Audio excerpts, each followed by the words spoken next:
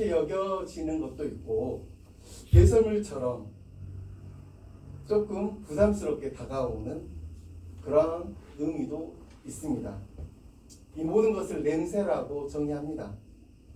그러나 특별히 향기라는 정의는 꽃과 향 그리고 향수 따위에서 나는 좋은 냄새라고 사전적으로 정의합니다.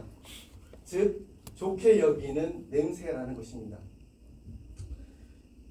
오늘은 본문에서 언급된 그리스도의 향기가 가지는 본질적인 그 의미가 어떠한 것인지 성경을 통해서 여러 곳에서 찾으면서 살펴보고자 합니다. 요한복음 1장 1절에서 3절 말씀입니다. 찾아주시면 감사하겠습니다. 있네요.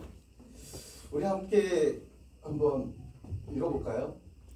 태초에 말씀이 계시니라. 이 말씀이 하나님과 함께 계셨으니 이 말씀은 곧 하나님이시라. 그가 태초에 하나님과 함께 계셨고 만물이 그로 말미암아 지은 바 되었으니 지은 것이 하나도 그가 없이는 된 것이 없느니라. 본문의 말씀은 하나님께서 천지를 창조하셨을 때 말씀으로 말미암아 그렇게 지으셨다라고 말씀하고 있습니다. 우리가 잘 알고 있듯이 이 말씀은 곧 그리스도이십니다. 그리스도께서 창조 사역에 함께 하셨다라는 의미입니다. 이것은 우리로 하여금 그리스도의 정체성을 깨닫게 되고 그리스도의 향기는 창조로부터 시작되었다는 것을 발견할 수 있다는 것입니다. 창조 그 자체가 곧 하나님의 정체성을 의미하고 피조물의 정체성을 나타내고 있기에 우리는 창조의 주체인 말씀이신 그리스도의 정체성이 곧 창조 그 자체이고 그리스도의 향기가 곧 창조 본연의 향기라는 데에 도달할 수 있을 것입니다. 그렇다면 이제는 그리스도의 향기의 의미를 찾기 위해서 우리는 첫째로 창조의 향기가 무엇인지 말씀을 통해서 더 살펴봐야 할 것 같습니다.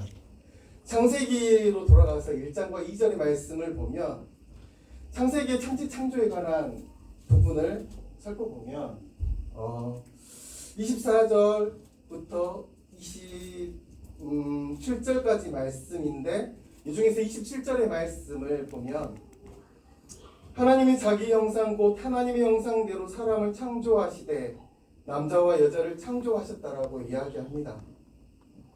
그리고 창세기 2장 7절 말씀을 보면 구체적으로 여호와 하나님이 땅의 흙으로 사람을 지으시고 생기를 그 코에 불어넣으시니 사람이 생명이 되었다라고 이야기합니다.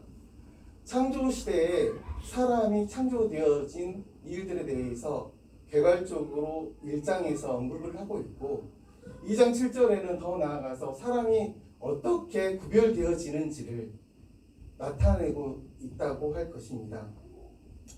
본문의 말씀처럼 그리스도의 향기는 창조로부터 시작되었습니다. 그래서 창조의 향기라고 저는 정의합니다. 그리스도께서 창세부터 지금까지 함께 하시기 때문입니다.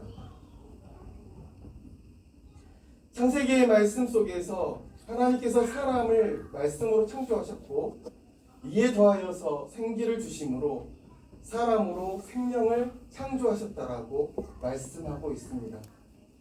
생기를 입은 사람이 이후 생명이 되었다는 것입니다. 동물과 같은 창조된 사람이 하나님의 형상을 입게 되므로 즉 생기를 입음으로 말미암아 생명이 되었다는 것을 의미합니다. 육신에 속했던 사람이 그 자체가 아닌 하나님의 생기를 지닌 사람으로서 온전히 이루어짐으로 인해 바로 비로소 온전한 사람이 되었다는 것을 기억하시기 바랍니다. 이것은 정말 중요합니다. 정말 중요한 사실입니다. 예수님께서는 이 생명에 대해 거듭난 사람으로 표현하셨기 때문입니다.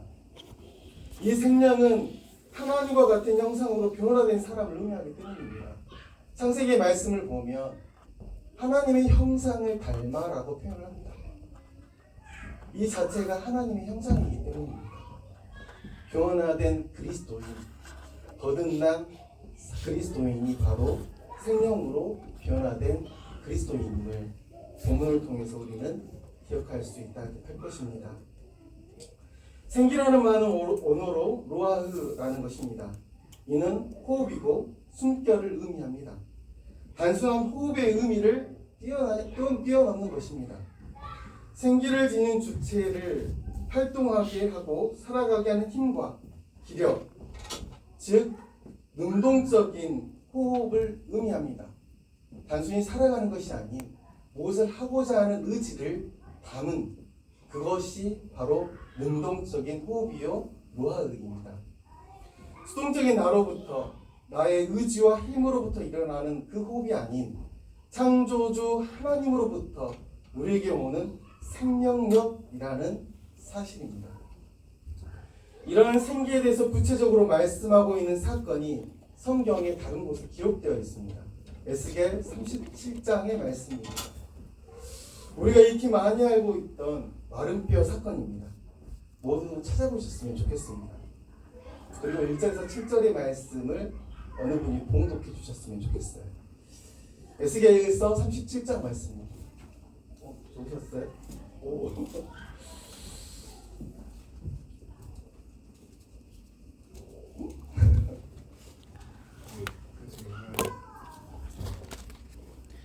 주양 집사님 읽으세요. 여호와께서 분노로 내게 임재하시고 그의 영으로 나를 데리고 가서 골짜기 가운데 두셨는데 거기 뼈가 가득하더라. 나를 그 뼈 사방으로 지나가게 하시기로 본즉 그 골짜기 지면에 뼈가 심이 많고 아주 말랐더라. 그가 내게 이르시되 인자야 이 뼈들이 능히 살 수 있겠느냐 하시기로 내가 대답하되 주 여호와여 주께서 아시나이다.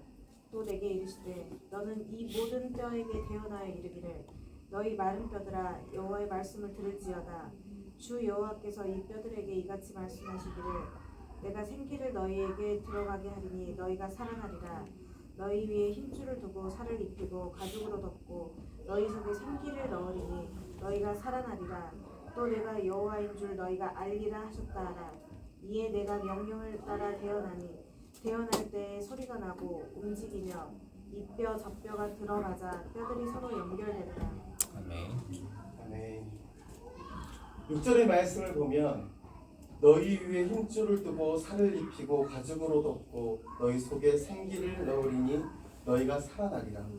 또 내가 여호와인 줄 너희가 알리라 하셨다 하라.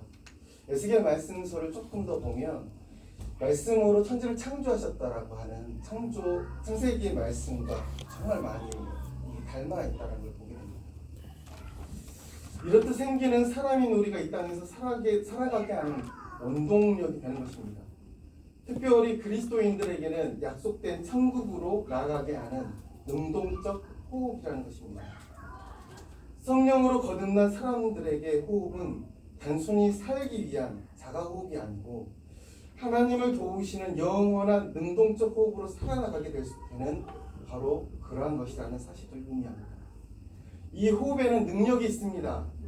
성령의 호흡이기 때문입니다. 즉 하나님 자신의 것입니다. 그러나 이 호흡으로 살아가는 모든 그리스도인에게는 성령 하나님의 임재의 증거로서 특별한 향기가 있게 된다는 사실입니다. 사도 바울은 에스겔 골짜기의 마른 뼈와 생기의 이야기처럼 사람에 대해서 속사람과 겉사람에 대한 이야기를 서신서 여러 곳에서 언급합니다. 속사람과 겉사람에 관한 이야기는 사도 바울이 이해한 성령으로 거듭난 사람을 이야기하기 위해 사람들에게 비유로 얘기하는 것들입니다. 로마서 7장 20절에서 23절의 말씀을 보면 내가 속사람으로는 하나님의 법을 즐거워하되 내 지체 속에서 한 다른 법이 내 마음의 법과 싸워 내 지체 속에 있는 죄의 법으로 나를 사로잡는 것을 보는도다 라고 기록되어 있고, 로마서 8장 9절에서 10절의 말씀을 보면 만일 너희 속에 하나님의 영이 거하시면 너희가 육신에 있지 아니하고 영에 있나니 누구든지 그리스도의 영이 없으면 그리스도의 사람이 아니다라고 이야기하고 있습니다. 또 그리스도께서 너희 안에 계시면 몸은 죄로 말미암아 죽은 것이나 영은 의로 말미암아 살아있다라고 이야기합니다. 에베소서의 말씀입니다. 3장 16절에서 19절의 말씀을 보면 그의 영광의 풍성함을 따라 그의 성령으로 말미암아 너희 속사람을 능력으로 강건하게 하시오며 믿음으로 말미암아 그리스도께서 너희 마음에 계시게 하시었고 너희가 사랑 가운데서 뿌리가 박히고 터가 굳어져서 능히 모든 성도와 함께 지식에 넘치는 그리스도의 사랑을 알고 그 너비와 길이와 높이와 깊이가 어떠함을 깨달아라. 하나님의 모든 충만하신 것으로 너희에게 충만하게 하라라고 말하고 있습니다.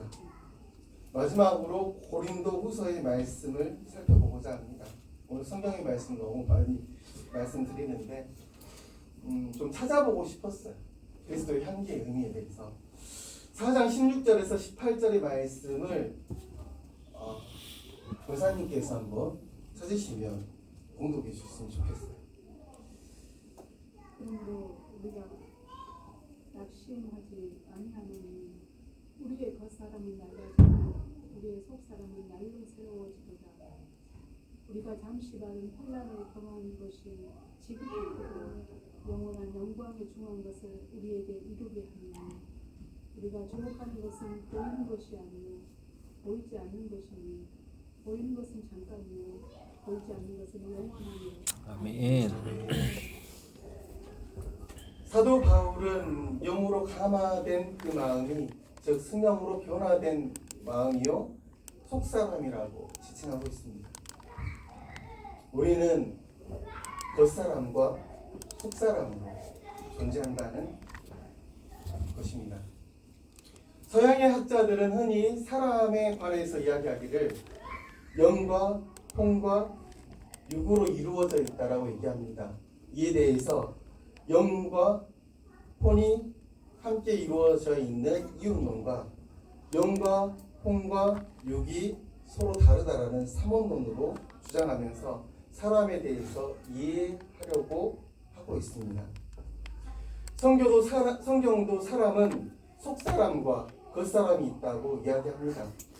단순히 먹고 마시고 숨쉬며 살아가는 겉사람과 능동적으로 하나님의 도우시는 호흡을 통해 하나님의 영과 더불어 살아가는 진정한 속사람이 존재한다라고 이야기하고 있는 것입니다. 이 속사람은 우리가 하나님의 동산 에덴을 떠나올 때 상처 입고 병들어 갔던 것으로 보여집니다. 하나님의 축복 속에서 지내왔던 지난 시간들을 잊어버리게 되고 하나님의 생명으로 떠나간 아담과 하와의 자손들처럼 이 땅에서 수고하고 거친 삶을 살아갈 수밖에 없게 되었다는 것을 의미합니다. 우리는 육신을 위한 겉사람으로 살아가게 되었습니다. 때로는 생명의 위험이 존재하는 험한 삶도 살아갑니다. 그러나 성경은 말씀하고 있습니다. 예수님께서 이 땅에 오셔서 이 모든 것들을 해결하셨다라고 말입니다. 예수님께서 행하셨던 일들은 정말 기이하고 오묘한 일입니다. 창세부터 우리가 살펴보았던 것처럼 우리를 창조하셨던 그 섭리를 따라서 오늘 우리에게 예수님을 보내주셨고 또 예수님을 통해서 보내주신 보이사 성령을 통해서 거듭난 그리스도인으로서 이 땅에서 그리스도의 향기를 바라는 거듭난 그리스도인이 되도록 역사하신 그 크신 은혜에 감사할 뿐입니다. 앞서 살펴봤던 것처럼 루하그 하나님이 주시는 호흡은 세상과 육체의 겉모습의 향기가 아닙니다. 생명으로서 우리와 함께 하시는 하나님의 본질이요 본체의 향기입니다. 이 향기는 그리스도의 향기의 본질적인 의미입니다. 기억하시기 바랍니다. 그리스도의 향기는 우리의 향기가 아닌 생명의 향기, 곧 하나님의 본체의 향기임을 잊어서는 안 될 것입니다. 따라서 그리스도의 향기의 의미를 정의해 본다면 첫째로 창조의 본연의 향기라고 다시금 말씀드립니다. 그리고 둘째로 겸손과 섬김 그리고 희생의 아이콘이신 예수 그리스도의 향기라는 것입니다.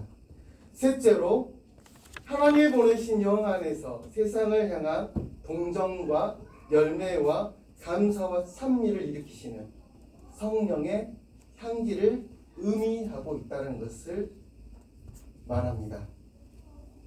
이러한 언급된 사실들을 본다면 그리스도의 향기는 예수님께서 항상 말씀하셨던 거듭남의 비밀이 아닐까요? 그리고 성령의 충만과 성령의 열매의 본질적인 의미와 다르지 않다라고 저는 생각합니다.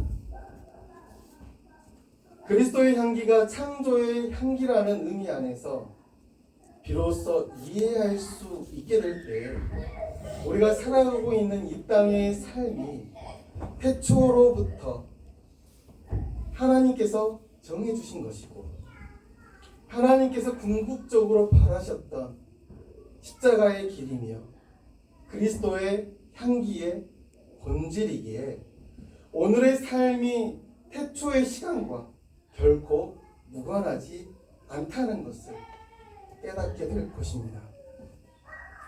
또한 2000년 전에 예수님께서 행하신 놀라운 일들을 통해서 우리와 하나님의 관계가 온전히 회복되었다는 것을 이해할 수 있게 될 것입니다. 그리고 보내신 하나님의 거룩하신 영이신 보혜사 성령 하나님께서 마지막 때까지 우리를 인도하실 것이고 마침내 약속하신 모든 것을 그리스도 예수의 재림하심과 더불어 우리에게 신실하게 응답하게 되실 것임을 우리는 확신할 수 있다 할 것입니다. 이제 오늘의 말씀을 마무리할까 합니다. 그리스도의 향기의 본질은 태초의 시간에서부터 찾을 수 있습니다. 그리스도의 향기는 예수 그리스도를 통해 온전히 이 땅에 드러나게 되었다는 사실입니다. 그리고 마지막으로 그리스도의 향기는 성령 하나님 보혜사를 통해서 우리에게 임하여짐으로 거듭난 우리를 통해서 반드시 다시금 이 땅에서 세상의 빛과 소금으로 드러나게 된다는 사실입니다. 살아계신 하나님을 찬양합니다. 우리는 거듭난 그리스도인이 되어야만 합니다. 그리고 거듭남의 의미에 대해서 찾아가는 시간들을 갖기를 원합니다. 왜냐하면 우리가 그리스도를 따르고 믿는다는 의미, 우리가 믿는 궁극적인 결론이 목표점이 바로 거듭남이기 때문입니다. 시작점이 거듭남이고 그리고 그 끝점도 구원의 열매인 거듭남입니다. 함께 기도하시겠습니다. 살아계신 하나님, 우리는 주님 앞에 언제나 죄인된 모습으로 있습니다. 주님께서 우리에게 주신 놀라운 생명의 능력이 태초부터 우리에게 정하여 주셨던 그 생기였음을 또한 우리가 살펴보았습니다. 하나님, 우리가 그리스도의 열매를 맺는 일들에 대하여 단순히 열매를 맺는 것에만 기울인 나머지 하나님의 본질이신 우리 자체의 거듭남에 대해서 아버지 하나님 소홀히 여긴 것은 아닌지 다시금 돌아보고자 합니다. 하나님, 우리가 맺어지는 겉모습이 아닌 우리의 속사람이 변화되어져야 될 것을 말씀하시는데 우리는 얼마나 이에 대해서 고민하고 하나님을 찾기 위해 부단히 노력하는지 우리는 알지 못합니다. 하나님, 예수님 앞에서 십자가 앞에서 항상 신실하시며 하나님을 향하여서 그 믿음을 변치 않으신 예수님처럼 오늘 하나님께서 예수님을 통하여서 우리에게 말씀하신 거듭난 인생에 대해 우리가 조금 더 고민하며 나아가기를 원합니다. 이것이 생명임을 항상 기억하게 하소서.